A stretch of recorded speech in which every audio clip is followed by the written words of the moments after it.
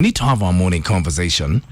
I talked to a lot of ladies yesterday, and there's a very worrying trend, and it's never been discussed before. And guys, maybe there's a reason, and if there's a reason, please tell us what it is, because your ladies just can't get it. Why do men bail out on their women when their women become sick?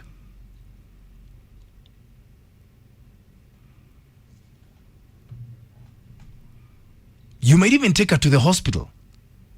Then the next time she'll see you'll be after a week. Nini?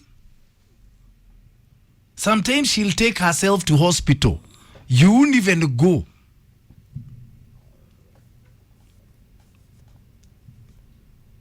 Is there a reason? Munaogopa nini? Hospital, we need to address it differently. There are men who have a problem with going to hospital. Oh, come on now. No. Oh, come on now. Don't even go there. No, kuna wanaume wakisikia hiyo harufu ya hospitali. Oh my God. Are you listening to these ladies? I'm telling you. The love of your life is in a hospital, and you're saying you fear the smell. Hold on. Have you been? And I'll tell you right now, a lot of men, now you can ask your doctor friends and nurses, men don't like going there. In our it's because you don't care about those women. You don't expect your man to be there also every other day. Okay, of course, there are those. Hold on. He's your husband. What do you mean? You should expect him to be there every goddamn day. Nadhamos yauji. Hey. Also, pia maina, realistically, Kenyan ladies, there's a way men are wired. Tupange siku moja. Sio ati hawataki kwenda. Mukuje nyinyi nyote outside Lion Place na wapatie Medal of Honor. Not that they don't want to go. These are the kind of things you live with. Men would like to go, lakini what do you mean you'd like to go? If she means that much to you, you'll be there. Wanaendaga. Si wanaenda hapo hata kuadmit. Kai. Hai. Kuna watu wapendi kusikia hiyo harufu ya hospitali. I'm telling you. A lot of men, I know. But if your mother is there, you live in that hospital. Sasa unaona kuchanganya vitu. No. The way you mix things when here. Your mother is there, you even rent the next room. I don't like you'll the way be you sleeping there. Here. Goma. It's a lot of things. No, we must tell each other the truth. You need to go to the maternity ward. Why do you bail out on your women when they are sick, guys? And it's not just about childbirth. I mean sick, admitted to the ward. You have to make everything look bad, and that's your problem. No, it's not. You don't make see things look very bad. But it is very bad here. How do you live in the hospital there alone? You don't see that's a problem? No, tuambiane ukweli. Kama nimekosea uniambie. 0711046105 is my number. Give me a call.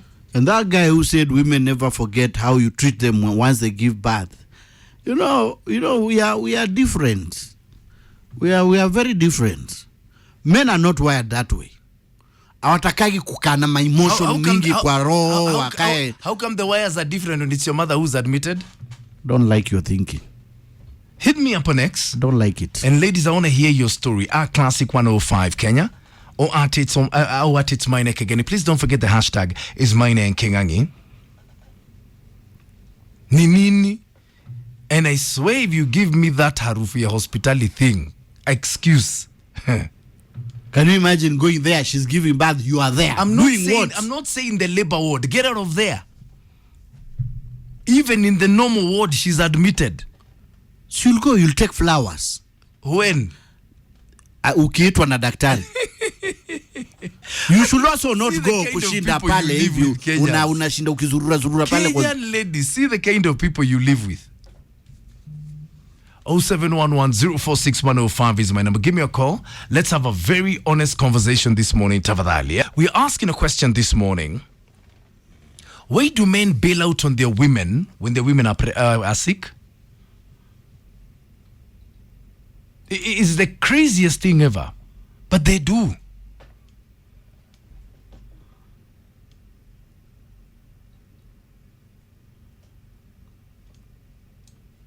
And I don't mean the labor ward. That one you told me you don't go.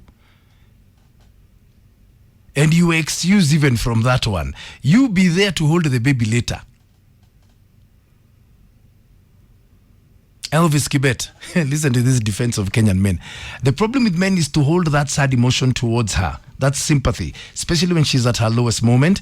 And not that men don't care. Most of the time, we are responsible at that moment, doing the basic necessities. But so we will not stay with you. We will not stay there with you all the time. I'm not saying you spend the whole day and night with her, but visit. Come and spend a couple of hours with her. Shindo kizurura hapo na Lucozade na Maraibina. It's your wife. Oh my God. Mama wamejaa huko kwa corridor.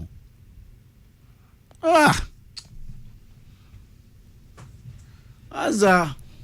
Are you listening to this? Or it's just me who's got a problem? Umebeba tu matunda. Hello. Hello, hi. Morning. Good morning. I want to comment about the topic that is going on. Please do. Karibu sana. Thank you. I was admitted twice. Yeah. Once I had typhoid. I had to drive myself to the hospital. Where was he? He never came. He was like, I have a meeting. I was so happy that I didn't take him to the hospital. But he picks his keys and is like, pick your car. I have a meeting. So I drive myself to the hospital. Hold on. Let's start again. So you've got typhoid. You need to go to the hospital. Yeah, my stomach is paining. I can't even drive. You tell him, please drive me to the hospital. Yeah, I was screaming the whole night. And he tells you, I've got a meeting. I was so happy that he's taking me. Then he tells me, pick your keys. I have a meeting. So I drive myself to hospital. I get myself out of hospital. How long? Another time. I stayed for like 3 days. He never came to the hospital. When he came, he stood at the door. But I don't think it's a hospital thing. He just hated me. And then the second time? I was going for an operation. I drive myself to hospital, get myself admitted, get the operation done, drive myself again out of the hospital. So these guys, they hate us. It's not about the hospital thing. So they just hate us, and they have other women out there, so they think that we are not that important. It's only that they are committed. They don't want to say it. Okay. So the second time, when you asked him where he was, what did he tell you? He was busy working. And he didn't even visit me when I did the operation. And how long were you in the hospital? With the kids. I was in hospital for like 8 days. And he never came? He came once and he was standing at the door. My kids are the ones, you know the way you're in hospital and your man sits next to you. Yeah. He was standing at the corner. So when the time came for me to check out, I did the process myself and I checked myself out, got into my car, drove home. And let me ask you. The only thing he could say was, he's like, why did you call me? He's supposed to know that I'm his wife. He's supposed to care for me. So let me ask you a question. Are you still with him? No, he ran off with another woman. Guy. It's like the woman was already there, so that's why he was showing those madaraos. So he took off one day with an office woman. Yeah. Oh my God. Wow. So these men hate us. I don't know what we can do, but we just survive and life goes on. Okay, when you need them to love you, they're not there. We love you. Thank you. Thank you very much for your story. Guy! We love them. You love them, really? Unafaa kumtoa hiyo mindset. I was expecting umwambie we love them. Love them where? Did you hear that story or are you hearing a different story? Oh my God. Aki wasichana wanawake wa Kenya, kwani mulirogwa? Mulikosea Mungu wapi? Iguadi maodo. So we are asking why men bail out on their women when they are sick. Me, I can't believe what I'm hearing this morning. Guys, you don't see like there's something wrong with you? Hey, hello. Good morning, Mina. How are you? I'm fine. You know, this wiring that Kingangi is talking about, actually he needs to explain it because there's something seriously wrong with that wiring. Yes, but they explain how men are wired like that. Now, in December, I had this, it's called excessive uterine bleeding. I had to go to hospital, excessive uterine bleeding. So I had to go to hospital with an ambulance because it was an emergency. Yeah. So my husband didn't even come. He sent his 19-year-old brother to make sure I'm admitted well, the right room, a private room. Hiya. And the insurance was okay. I had a procedure. I was transfused twice. He did not show up. Hiya. He only came during the day of the procedure, and I was in the hospital for like 9 days. So around day 6, akakuja, nikienda theater. Hey. And he's talking to the guy and he's telling him, you do whatever you want, you can, just don't get the uterus out. Because we have 3 kids and he thinks he wants more. Hiya. Yeah, I had endometriosis. I'm in and out of hospital. And all he was concerned about was me not having more kids, Maina nakwambia. And that was around the time when you posted this thing on social media and you were saying, if you go into a coma today, who's going to be there for you? Yes. My siblings were there. They kept checking on my kids. They took turns checking on my kids. My mom is 4 counties away. She came and stayed with me. My husband apparently had meetings he could not let go of. So alikuja tu nikienda theater. Imagine. Hiya. I left that hospital. Maina, I planned out the rest of my life without him. Whether I am married or not, he is not in that plan anymore. He's not even a prayer item. And the way I usually take leave when he's unwell. Akishikwa na homa anachukua 3 days. Nimchunge. Ile wakati alidungwa sindano ya corona, the guy was sick for like 7 days. I was at home taking care of him, making soup, ensuring he is good. Maina. Kumbe. No, there is something very wrong with that wiring. I don't know what it is, but no. There is no excuse. It is not a hospital thing. It's just something that the men, I don't know, they're not naturally able to nurture people. I do not understand. But I had a really life-threatening condition, and his only concern was that I may not be able to have kids. That's the only problem that needs to be sorted out. So let me ask you a question. Yes. Have you ever had a conversation with him about that? It's not the first time I've been unwell, so I wasn't surprised that he's not there. It's just that when you talk about it, it's concerning. But unajua akona mkutano, he cannot leave it. Oh my goodness, let me send my brother to come and check of you. And then he makes sure everything is okay.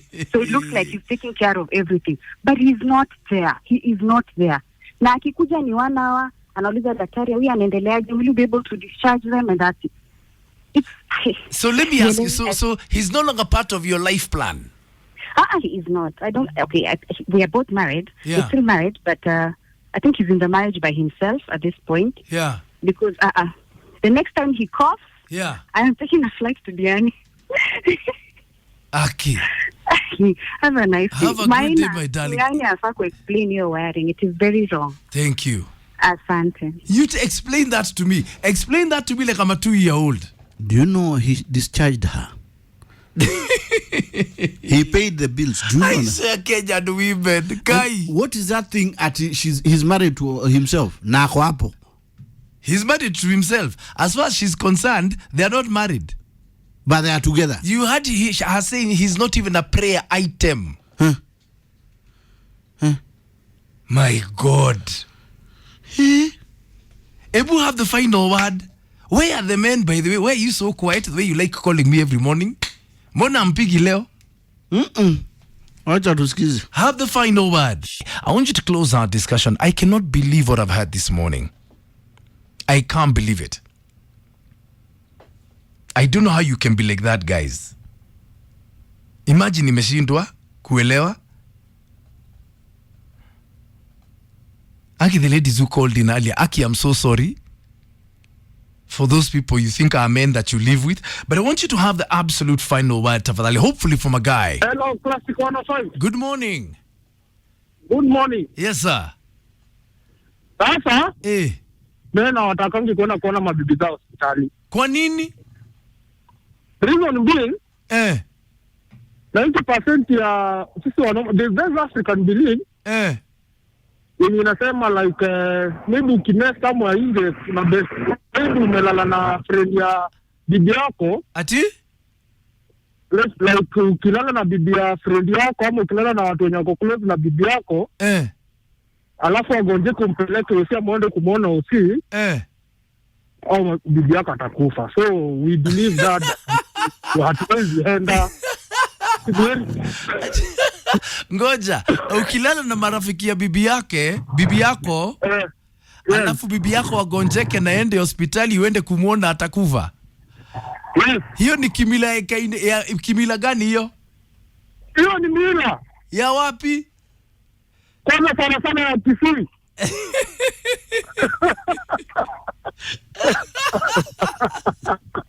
Oh my God. Ni heri nitume sistangu ama mamangu, lakini hili isienda huko. Asante. Sawa.